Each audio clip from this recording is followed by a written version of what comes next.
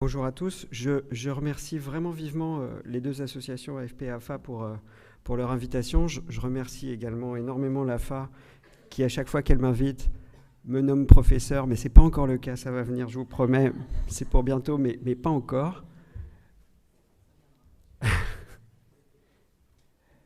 Et donc, on m'a chargé de compléter le topo du docteur Garret. Alors, je n'ai pas la prétention de parler de maladies articulaires et de polyarthrite rhumatoïde, donc j'ai centré mon topo plus sur ce que je connais qui sont les maladies digestives, mais il y aura bien sûr des passerelles et on aura tout le loisir d'en débattre lors des questions. Alors, pour moi, il y a deux problèmes. Dans les maladies dont je m'occupe, qui sont la maladie de Crohn et la rectocolite hémorragique, il y a la douleur aiguë et la douleur chronique. Pour ce qui est de la douleur aiguë, souvent, on est face à une maladie active où vous avez des photographies d'endoscopie d'intestin qui ici sont strictement normales. Et puis vous voyez que cette inflammation qui arrive en poussée de la maladie, eh ben, ça fait mal, ça irrite les terminaisons nerveuses qu'on a dans l'intestin et ça donne des douleurs aiguës. On a un autre type de douleurs qui sont liées à des douleurs obstructives. Une des complications de la maladie de Crohn, c'est de rétrécir l'intestin en donnant des sténoses, et ça, mécaniquement, ça fait mal. Et dans cette douleur aiguë, très souvent, le traitement de la maladie, le traitement de l'inflammation, le traitement de la complication suffit généralement à contrôler ces douleurs. Le vrai problème, et ce à quoi on est confronté en consultation, c'est la douleur chronique. Et cette douleur chronique, elle est multifactorielle, et une des difficultés, c'est de la réaliser. Parce que bien souvent, cette douleur chronique, les patients s'en plaignent alors que leur maladie est contrôlée du point de vue de l'inflammation. Et ça a été toute la difficulté de faire comprendre aux médecins que oui, il avait bien fait son travail, oui, il avait bien contrôlé l'inflammation, et pour le médecin, la maladie a été contrôlée. Mais les patients ont mal, mais bon, c'est pas grave, la maladie, elle va bien. Donc, et ça, c'est très compliqué. Alors, cependant, et c'est de ça dont je voudrais débattre avec vous. Cependant, il y a un piège qui est ne pas passer à côté d'une complication de la maladie, d'une complication mécanique, et là, je parle plutôt de la maladie de Crohn, puisqu'on peut avoir des douleurs chroniques, alors même que l'inflammation de la maladie est contrôlée, qui sont liées à des complications mécaniques. Une sténose, un rétrécissement. Vous avez ici le scanner de quelqu'un qui a une maladie de Crohn avec ce rétrécissement intestinal, et tout l'intestin au-dessus est complètement distendu parce qu'il y a un vrai obstacle qui vous est schématisé ici. Et là, bien souvent, les malades peuvent s'habituer à leur douleur, la considérer comme intégrée à leur vie, alors qu'il y a un traitement très simple, qui est un traitement qui peut être chirurgical ou instrumental. Et des fois, une bonne chirurgie fait mieux qu'un mauvais médicament dans cette situation-là. Et on a parfois des habituations à la douleur qui font qu'on passe à côté de ces choses-là et qu'on pourrait rendre service avec des traitements peut-être certes jugés comme agressifs, mais qui sont extrêmement efficaces quand ils sont bien indiqués. Alors le vrai problème, c'est pas ça, parce que ça, on finit par le diagnostiquer. Le vrai problème, je parle des maladies inflammatoires de l'intestin, tout ce qui sont les troubles fonctionnels, les douleurs fonctionnelles. Et le trouble fonctionnel intestinal, c'est énormément de symptômes, des ballonnements, des douleurs, des brûlures, des vomissements, une baisse de l'appétit, de la diarrhée, de la constipation, l'inappétence, de l'angoisse. Et ça, on sait quand on fait des enquêtes qu'énormément de patients en souffrent. C'est jusqu'à 60% des patients avec maladie de Crohn, 40% des malades avec rectocolite hémorragique. Et lorsque ces deux maladies n'ont plus d'inflammation détectable dans l'intestin, c'est près de 30 à 40% des patients qui continuent à se plaindre de ces troubles-là. Alors ça, on avait du mal à le réaliser en tant que gastro-entérologue. Et pour la petite histoire, vous savez que les anti-TNF qu'on utilise dans les maladies rhumatologiques et les maladies digestives, qui sont des traitements en général extrêmement efficaces, eh bien nous, en gastro-entérologie, dans les premiers essais cliniques, les grandes études sorties dans des journaux prestigieux, le New England, quand on rentrait les malades dans ces études d'évaluation, on disposait de scores qui étaient des scores jugeant l'activité de la maladie digestive. Ces scores qui jugent de l'activité de la maladie digestive, ça prend en compte le nombre de selles, les douleurs abdominales et la qualité de vie. Et bien on s'est aperçu qu'on avait rentré 30% de patients qui n'avaient pas de maladie inflammatoire active, et donc on avait mis sous anti-TNF, et donc qu'on avait mis des anti-TNF pour traiter des troubles fonctionnels intestinaux. Malgré ça, bien sûr, on avait inclus des malades qui étaient peu actifs, mais à cause de ces troubles fonctionnels intestinaux qui avaient été traités par anti-TNF, et le résultat des anti-TNF était bon, hein, c'était 40-50% d'efficacité. Mais si on retire de ces études-là les malades qui n'avaient pas de réelle inflammation, le résultat des anti-TNF est bien meilleur, plutôt 60-70% d'efficacité. Tout ça pour vous dire, ces études-là, elles datent de 2010, qu'on n'avait pas conscience en 2010, les gastro-entérologues n'avaient pas conscience de l'importance numérique de ces troubles fonctionnels et de ces troubles digestifs chez les patients qui souffrent de maladies inflammatoires chroniques intestinales. Ensuite, quand on fait des enquêtes de qualité de vie, de score d'anxiété, de dépression, chez les patients qui souffrent des deux choses, c'est-à-dire maladies inflammatoires sur lesquelles se rajoute un trouble fonctionnel intestinal authentiquement prouvé, même s'ils n'ont pas d'inflammation active, 30% des patients rapportent des scores de dépression et d'anxiété majeurs. Alors, qui est l'œuf, qui est la poule, c'est extrêmement compliqué, mais en tout cas, c'est clair que c'est un cercle vicieux et on va y revenir. Et j'avais abordé ce problème de la perception de la sévérité de la maladie, différente entre les patients et les soignants. Et ça, c'est vrai, il y a eu pas mal d'enquêtes. Je vous montre cette enquête-là.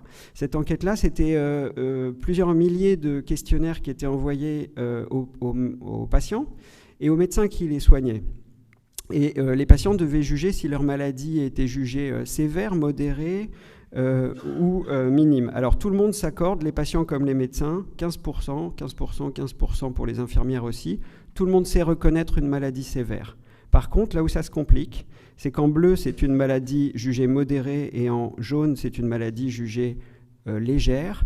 Vous voyez que l'appréciation entre les patients de leur propre maladie, jugée sévère 53%, pour les mêmes patients, les médecins les jugeaient sévères que dans 30% des cas. Et quand on regarde le cas particulier de la douleur, comment un patient perçoit sa propre douleur, comment les médecins perçoivent la douleur des mêmes patients, c'est encore plus contrasté. 25% des patients disent qu'ils ont mal, 11% des médecins jugent que leur patient est douloureux. Donc il y a un vrai problème de perception, il y a une vraie éducation médicale et prise de conscience à faire. C'est pas très vieux, hein, c'est 2012 cette étude-là. Pour la petite histoire, les infirmières, c'est encore pire, c'est moins empathique, c'est 6%. Mais bon. Donc on a du progrès à faire en tant que soignant pour reconnaître cette douleur et aller au-delà du simple contrôle de l'inflammation. Maintenant, 2 mots sur la douleur elle-même. En fait, nous, les douleurs digestives qu'on observe, qui sont chroniques, qui traînent, alors même que l'inflammation a disparu, ça se rapproche énormément de ce qu'on appelle le syndrome de l'intestin irritable, le trouble fonctionnel intestinal. Et il y a des voies vraiment communes qui sont empruntées dans les Mickey. Et voilà. Et ça, je pense que c'est un schéma général. Je suis loin d'être spécialiste de la douleur, donc je demanderai au docteur Garrett de me reprendre si je dis des grosses bêtises. Mais en gros, le schéma de la douleur, il est le suivant. Quand on a une douleur abdominale ou un syndrome de l'intestin irritable, on va avoir un seuil de perception de la douleur plus important. Et ça, on le montre parce que quand on gonfle un petit ballonnet dans le rectum, chez quelqu'un qui n'a pas de douleur chronique, qui n'a pas de trouble fonctionnel intestinal ou pas de maladie inflammatoire, il va falloir gonfler le ballonnet énormément pour déclencher une douleur. Tandis que quelqu'un qui a ce trouble de la sensibilité, à peine on gonfle le ballonnet que la douleur va être ressentie, et la douleur, elle prend le chemin suivant. Elle a un relais neuronal dans la moelle épinière, et ensuite, via la moelle épinière, remonte l'information au cerveau avec tout un tas de réseaux neuronaux qui se passent dans le cerveau pour informer le cerveau, et le cerveau va détecter cette douleur-là. Ce qu'il faut savoir, c'est que quand la douleur devient chronique, il y a un remodelage de ce système qui est de plus en plus efficace, et pour le même type de stimulation, la douleur va être ressentie de plus en plus forte. C'est un peu comme si vous passiez de l'Internet normal à la DSL et de la DSL à la fibre. Et donc il y a un remodelage comme ça du circuit neuronal qui fait que plus la douleur est chronique et plus on va s'habituer à la ressentir et plus elle va persister. En retour, le cerveau renvoie vers l'intestin d'autres informations et l'intestin va se modifier, il va modifier sa perméabilité, il va modifier sa capacité à ressentir la douleur, il va modifier sa motricité intestinale et donc tout ça va faire un cercle vicieux. Mais le point sur lequel je voudrais insister, c'est qu'il a été clairement démontré dans beaucoup d'études, que ce soit pour l'intestin ou vraisemblablement pour d'autres types de douleurs périphériques, que tout ce qui peut agir sur le fonctionnement cérébral, que ce soit le stress, l'anxiété, la dépression, le conditionnement, tout ce dont vous a parlé le docteur Garrett, amplifie ce circuit et majore la douleur. Et là-dessus, on a des moyens d'intervenir. Alors, je voudrais tout de suite aborder le problème. On n'a pas détaillé encore les médicaments qu'on peut utiliser, et ça, je pense qu'on pourra l'aborder lors des questions. Mais nous, on a un vrai problème en gastroentérologie et pour les douleurs chroniques, c'est les morphiniques. On déteste les morphiniques. On déteste les morphiniques, et pour autant, pour ces douleurs chroniques, on observe jusqu'à 25% des patients qui ont recours à des traitements morphiniques, mais peut-être parce qu'on ne les a pas bien écoutés, pas pris en charge dans la globalité. À long terme, le problème c'est le long terme. À long terme, c'est peu efficace. Il y a un risque de dépendance très important. Nous, on a observé que dans la maladie de Crohn, pour des douleurs chroniques, quand on mettait des morphiniques, on a 2 à 3 fois plus de dépendance que dans d'autres situations. Et c'est probablement le caractère chronique de la douleur qui est le piège dans cette situation. En plus, ça entraîne des dépressions, et je vous ai montré que la dépression, c'est quelque chose qui agit sur le cerveau pour amplifier le phénomène douloureux. Et puis au-delà de ça, les morphiniques, pour nous, c'est des médicaments qui entraînent des vrais risques d'infection et de surmortalité. C'est clairement démontré que les morphiniques au long cours, ça augmente les infections et ça augmente la mortalité. Donc c'est vraiment un warning. On évite à tout prix dans les douleurs chroniques digestives d'utiliser les morphiniques. Et il y a une maladie intestinale liée à la prise de morphinique qui a été mise au goût du jour il y a quelques années, qui s'appelle le narcotic bowel syndrome, c'est-à-dire le syndrome de l'intestin drogué, qui fait que paradoxalement, on a plus de douleurs qui apparaissent et plus de symptômes, et que c'est vraiment un cercle vicieux.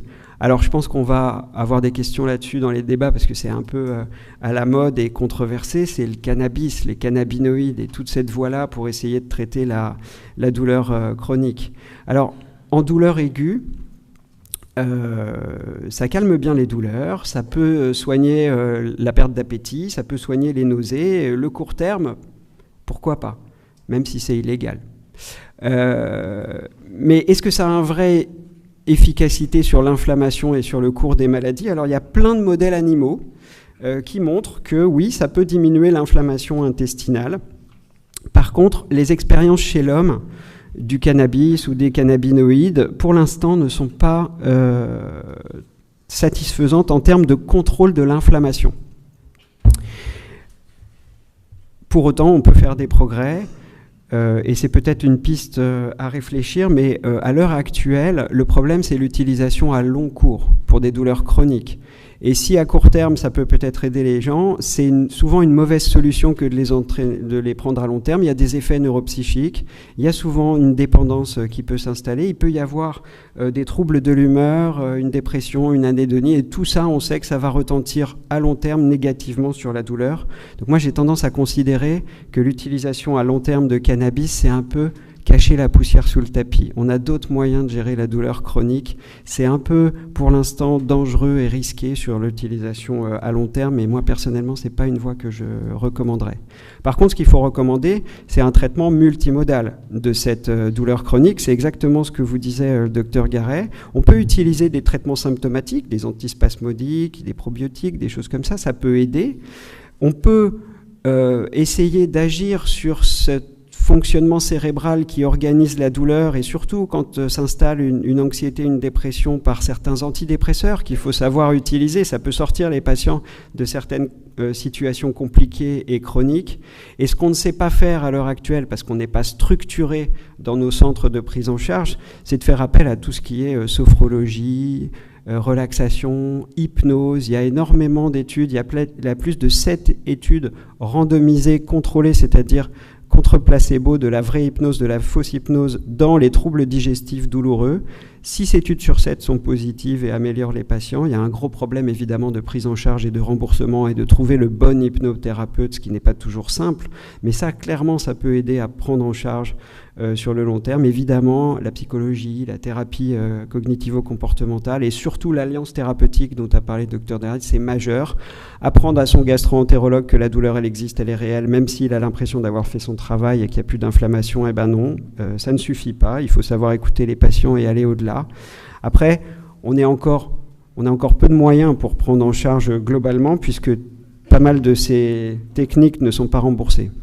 Donc en conclusion, avant le débat, je voulais vraiment insister sur le fait qu'il faut différencier douleur aiguë, douleur chronique, que les douleurs chroniques sont fréquentes, même si la maladie inflammatoire est quiescente, qu'on a vraiment des mécanismes proches de ceux des troubles fonctionnels intestinaux, et heureusement, les progrès de la compréhension, les nouveaux traitements, ça commence à se faire. On a réalisé tardivement que ces douleurs existaient, on a énormément de retard, il faut essayer de le rattraper. Et puis les causes, elles sont multifactorielles, et il y a un cercle vicieux de la douleur, de la dépression, de l'anxiété qu'il faut savoir calmer. C'est pas uniquement psychosomatique, mais il faut prendre en compte cet aspect-là.